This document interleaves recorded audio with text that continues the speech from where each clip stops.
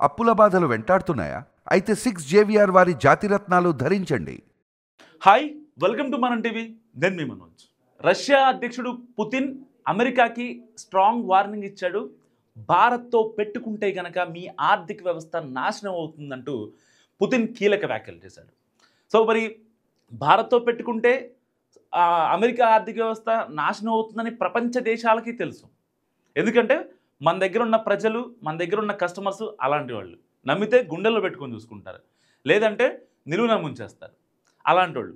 మరి అలాంటి ఆర్థిక వ్యవస్థ మీద ఇప్పుడు మన ట్రంప్ మామ మన ఆర్థిక వ్యవస్థని డౌన్ చేయాలని కొన్ని కుట్రలు పన్నుతున్నాడు. కొన్ని రోజుల నుంచి, దాదాపుగా 4-5 నెలల నుంచి మామ అదే పనిలో ఉన్న ట్రంప్ మామ. అయితే ఇప్పుడు పుతిన్ చెప్పేది ఏంటంటే, మనం యాక్చువల్గా రష్యా దగ్గర నుంచి చమురు కొంటున్నాం. అయితే రష్యాకి ఉక్రెయిన్కి జరుగుతున్న యుద్ధం వల్ల ఆ దిగుమతుల్లో కొన్ని లోపాలు జరుగుతున్నాయి. అక్కడ ఉత్పత్తి సరిగా అవ్వకపోవడం అండ్ ఆ కంటైనర్స్ని షిప్లో ఎక్కించడం. సో ఇలాంటి రీజన్స్ వల్ల మనకి చమురు దిగుమతి రష్యా నుంచి ఆగిపోయింది. ఏది? ఈ ఉక్రెయిన్ రష్యా యుద్ధం వల్ల. సో మనం ఇలాంటి నేపథ్యంలో మనం ఏం చేసామంటే, ఏదైతే అమెరికా మిత్ర దేశాలు ఏవైతే ఉన్నాయో, అమెరికా మిత్ర దేశాలు వాళ్ళ దగ్గర నుంచి మనం ఇప్పుడు చమురు దిగుమతి చేసుకుందాము, ఒక వ్యాపారం చేద్దాము అనే మాడ్యూల్లో మన భారత విదేశాంగ శాఖ ప్రయత్నిస్తోంది. సో వాళ్ళతో కంటిన్యూస్గా కాల్స్ మాట్లాడుతున్నారు. అండ్ ఎంత ఒక బ్యారెల్ చమురు ఎంత కొనుగోలు చేయొచ్చు, సో మనం కోట్ చేసేదంతా, వాళ్ళు అడుగుతున్నది ఎంత, ఇప్పుడు దాకా మనం రష్యాతో ఎంత కొనుగోలు చేసాము, ఎంత బిజినెస్ జరిగింది అనే దాని గురించి మనం అమెరికా మిత్ర దేశాలతో మనం అందరం మాట్లాడుతున్న పరిస్థితి. మనం అందరం మీన్స్ భారత విదేశాంగ శాఖ.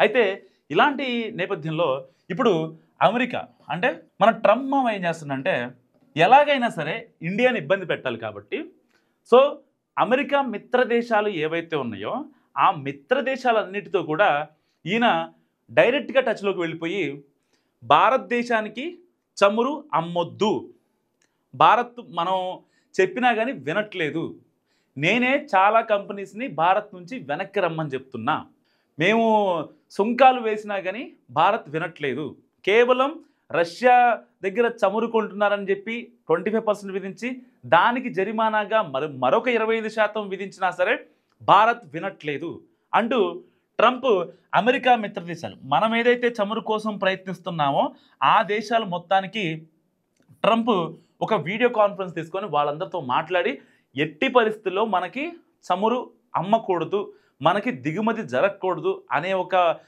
Strategic plan Trump గీశాడు. ఇదంతా వైట్ హౌస్ దగ్గర కూర్చొని మామ చేసే కుయుక్తులు అనమాట. ఇవన్నీ పిచ్చి పనులు. సరే, వీళ్ళు వింటారా ట్రంప్ మాట, వినరా? ఏదైతే కొన్ని మిత్రదేశాలు ఉన్నాయో అమెరికా మిత్రదేశాలు చమురు పరంగా వింటారా వినరా అనేది పక్కన పెడితే, వీళ్ళ బిజినెస్ ఆగిపోద్ది రాడ్ రియాలిటీ మాట్లాడుకోవాలంటే. ఎందుకంటే ఒకవేళ ట్రంప్ మామ మాట విని కనుక వీళ్ళు ఆగిపోతే వీళ్ళకి బిజినెస్ ఉండదు, లైఫ్ లాంగ్ బిజినెస్ ఉండదు.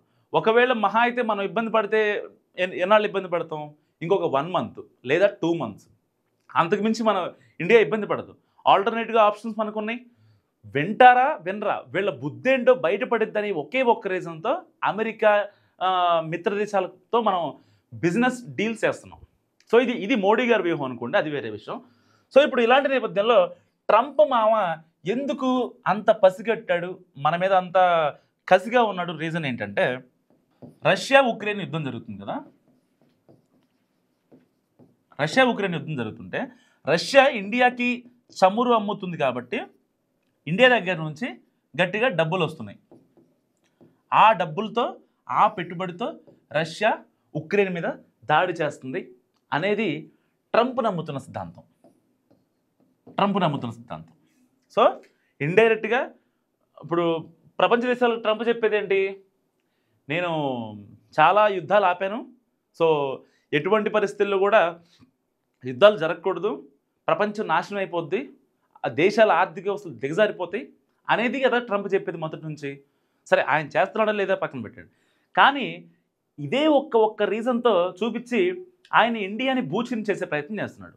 సరే, వాళ్ళకి ఇష్టం లేదు రష్యా దగ్గర నుంచి మనం చమురు కొనడం. సరే, రష్యా దగ్గర నుంచి చైనా కూడా కొంటుంది కదా, చైనా కూడా చమురు కొంటుంది కదా. మరి చైనాకి 30%, మనకి ఇండియాకి 50% ట్యాక్స్ ఎందుకు వేస్తున్నారు మరి? అంటే పైకి ఒక రీజన్ చెప్తాడు, లోపల ఒకటి ఉంటుంది. సో ఇన్బిల్డ్ ఆల్రెడీ ఇండియా అంటే కోపం. ఎందుకు? మనం పాకిస్తాన్ మీద కోపంగా ఉంటాం కాబట్టి. రీసెంట్గా ఈ ఏసియా కప్ విషయంలో కావచ్చు, లేకపోతే ప్రీవియస్గా పెహల్గామ్ ఎఫెక్ట్ మనం ఎంత గట్టిగా మాట్లాడామో తెలుసు. సో ఇలాంటి కొన్ని కాన్సిక్వెన్సెస్ నేపథ్యంలో ట్రంప్కి ఇండియా అంటే ఇష్టం ఉండదు. అందుకని H1Bకి గట్టిగా పెట్టాడు. అండ్ మన ఇండియన్ స్టూడెంట్స్ F1 వీసా మీద వెళ్ళిన వాళ్ళు కావచ్చు, లేకపోతే అక్కడున్న ఇండియన్స్ మీద కావచ్చు, ట్రంప్ చాలా గట్టిగా ఫోకస్ పెట్టాడు.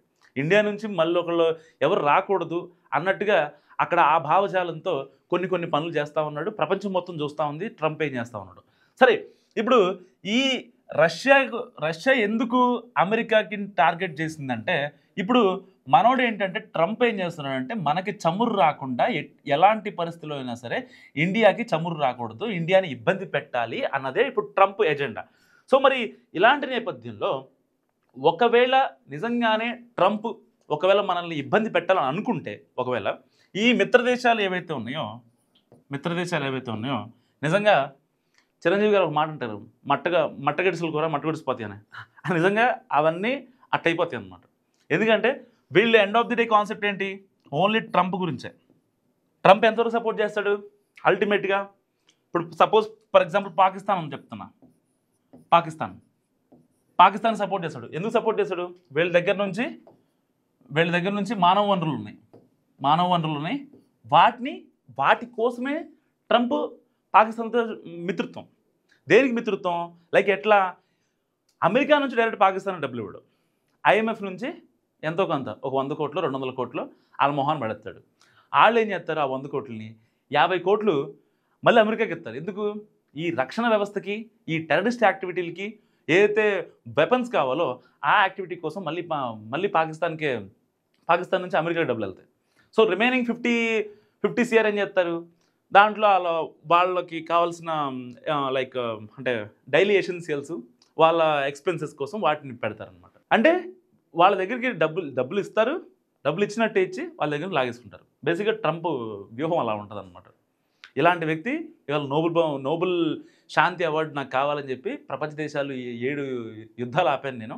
గాజాలో ఆపా, రష్యా ఉక్రెయిన్ ఆపా, ఇండియా పాకిస్తాన్ ఆపాను. సో నాకు ఇవ్వాలని చెప్పి ఆయన మాట్లాడుతున్నాడు. సరే, ఆయన గురించి మనం ఎక్కువ మాట్లాడకూడదు. కానీ ఇప్పుడు పుతిన్ చెప్పేది ఏంటంటే చాలా క్లారిటీగా ట్రంప్కి వార్నింగ్ ఇచ్చాడు. ఎందుకంటే ట్రంప్ మనం ఇబ్బంది పడాలని చెప్పి మాట్లాడుతున్నాడు కాబట్టి ఇప్పుడు రంగంలోకి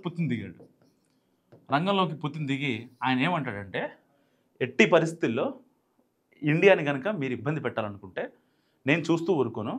సో నేను చేయాల్సింది నేను చేస్తా. ఎందుకంటే మా దగ్గర నుంచి చమురు ఆగిపోయిందని ఒకే ఒక్క రీజన్తో మీ మిత్ర దేశాలు ఏవైతే ఆ కంట్రీస్ ఉన్నాయో వాటితో డీలింగ్కి ఇప్పుడు ఇండియా చూస్తుంది. లేదంటే కనుక ఇండియాకి ఆ అవసరం లేదు, రాదు కూడా అంటారు. సో మరి ఇప్పటికీ రష్యా దగ్గర చమురు కొంటున్నాం అనే ఒకే ఒక్క రీజన్తో మన మీద 25 సుంకాలు వేశారు కదా, 25% ఎక్స్ట్రా వేశారు. 25 అంటే 50% వేశారు. సో ఇప్పుడు మరి రష్యా దగ్గర యురేనియం నిల్వలు కావచ్చు, ఈ కొన్ని కావచ్చు, ఏదైతే బాంబులు లేకపోతే వాటిలో యూజ్ చేసే మినరల్స్, వాటికి సంబంధించి అమెరికా ఇప్పటికీ రష్యాతో ట్రేడ్ కొనసాగుతూనే ఉంది. అంటే వాళ్ళకి కావాల్సి వస్తేనేమో రష్యాతో మాట్లాడచ్చు, వాళ్ళ దేశానికి కావాల్సిన వాటి కోసం. ఓకే, మనం ట్రేడ్ చేస్తేనేమో ఇటు రష్యా ఉక్రెయిన్ యుద్ధానికి మనం ఇండైరెక్ట్గా మనం సపోర్ట్ చేస్తున్నాం అని చెప్పి మాట్లాడతారు. మరి సేమ్ రష్యా దగ్గర చైనా కూడా చమురుకుంటుంది. మరి వాళ్ళు చేస్తే లేదు, మనం చేస్తే వచ్చిందా? అంటే ఈ కాన్సిక్వెన్స్ నాకు అర్థం కావట్లేదు. ఇప్పుడు ఇక్కడ చమురు గురించి ఒక పెద్ద థర్డ్ వరల్డ్ వార్ జరుగుతుంది ప్రపంచ దేశాల మధ్య. ఎందుకు ఏంటి అంటే మన చమురు ఎట్టి పరిస్థితుల్లో ఇండియాకి రాకూడదు అనేదే ఒక రకమైన పాయింట్ ఆఫ్ వ్యూ ట్రంప్ది. సో మనం వాళ్ళకి చెప్పకుండా మనం రష్యా దగ్గర డీల్ చేస్తున్నాం, వీళ్ళ నియంత్రణలో లేము అనే ఒకే ఒక్క రీజన్తో ట్రంప్ ఇండియాని ఎలాగైనా సరే ఇబ్బంది పెట్టాలని చెప్పి చాలా విషయాలు చూస్తున్నాడు. అందుకనే మన దగ్గర ఉన్న కంపెనీస్ లాక్కుంటున్నాడు.